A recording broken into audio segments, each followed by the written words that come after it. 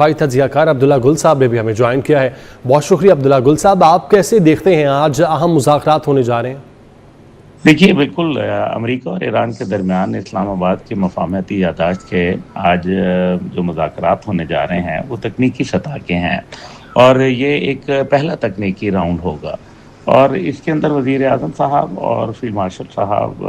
का वहाँ मौजूद होना ये इस बात का इशारा कर रहा है कि अब ये मुज़ाकरात जो हैं वो मीनिंगफुल होंगे, यानी कि इसका कोई नतीजा खेज़ मामलात जो हैं वो अब मेरे ख़्याल में बरामद होने जा रहे हैं। और दूसरी जानिब क्योंकि हम ये भी जानते हैं कि किस तरीके से हमारे वज़ीर दाखिला साहब भी वहाँ गए हैं और बाकायदा वो ईरानी क़यादत के साथ हमरा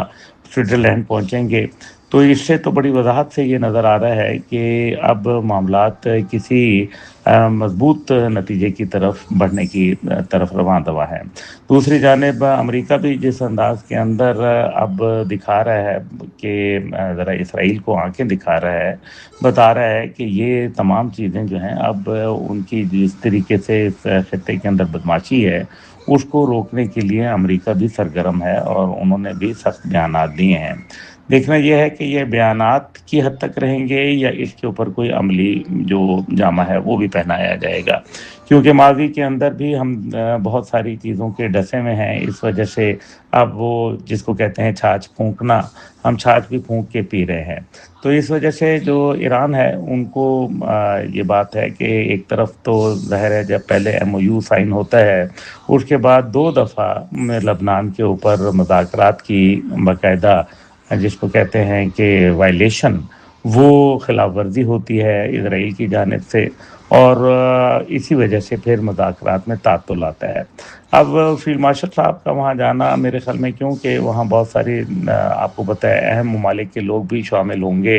और जनीवा एक ऐसी जगह है जहाँ स्विट्ज़रलैंड जहाँ मुख्तलिफ़ मुल्कों के लोग आए होते हैं, बड़ा हाई वैल्यू एक ये जगह है क्या समझी जाती है। तो इंशाल्लाह मैं समझता हूँ कि कोई नतीजा इसके अंदर ज़रूर निकलेगा, अल्लाह खैर करेगा और यहाँ कोई खैर ख़बर देखने में मिलेगी। लेकिन मेरा ये भी एक शक है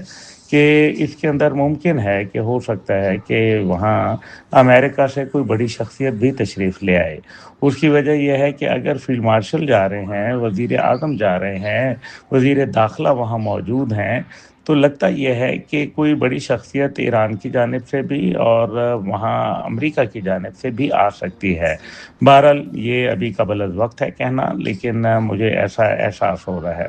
और मैं ये समझता हूँ कि ये मुज़ाकरात जो हैं इंशाअल्लाह ताला कोई बेहतरी की जानिब ही निकलेंगे और कुछ न कुछ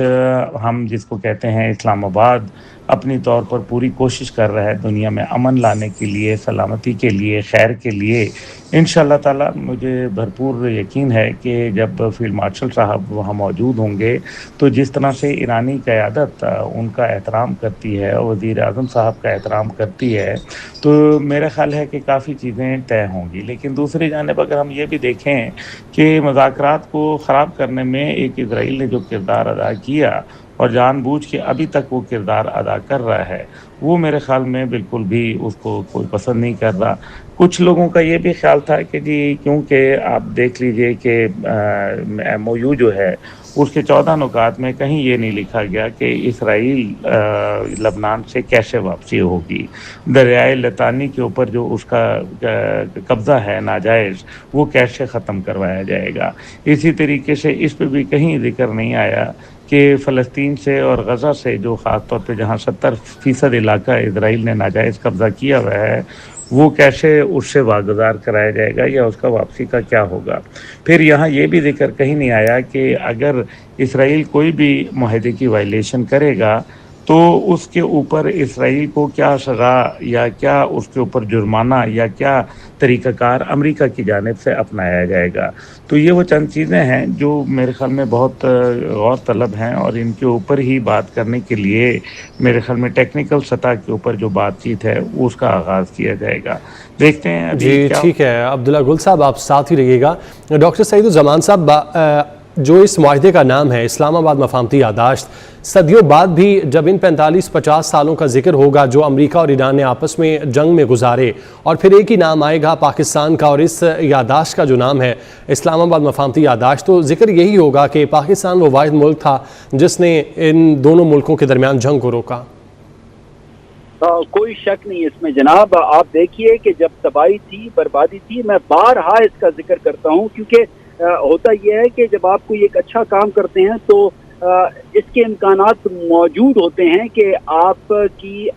کسی بھی ایک اچھے اقدام کو فار گرانٹیڈ لیا جائے۔ کہا جاتا ہے نا کہ it's very easy to take things for granted. So جب تباہی تھی، بربادی تھی، کوئی امید نہیں تھی، اور کوئی بھی stake holders like China, Russia, European union, even جو مسلم کنٹریز ہیں آپ دیکھیے کہ کوئی بھی آگے بڑھنے کو تیار نہیں تھا۔ یہ ٹائم تھا جب پاکستان کی سویلین اور ملٹری لیڈرشپ نے جرأت مندی دکھائی اور ریچ آؤٹ کیا جناب واشنگٹن کو اور تہران کو۔ ہم سمجھتے ہیں کہ ایک طرف پاکستان کی جو لیڈرشپ ہے سویلین اور ملٹری، انہوں نے ایک ایسن قدم اٹھایا، تو دوسری طرف سے پریزیڈنٹ ٹرمپ ایڈمنسٹریشن اور جو پزشکیان کی جو حکومت ہے ایران میں، انہوں نے بھی فلیکسیبلٹی کا اظہار کیا بائی دین، اور آپ دیکھیے کہ سیز فائر ڈیل سیکیور ہوئی، پھر اسلام آباد ٹاکس 1.0، اور اب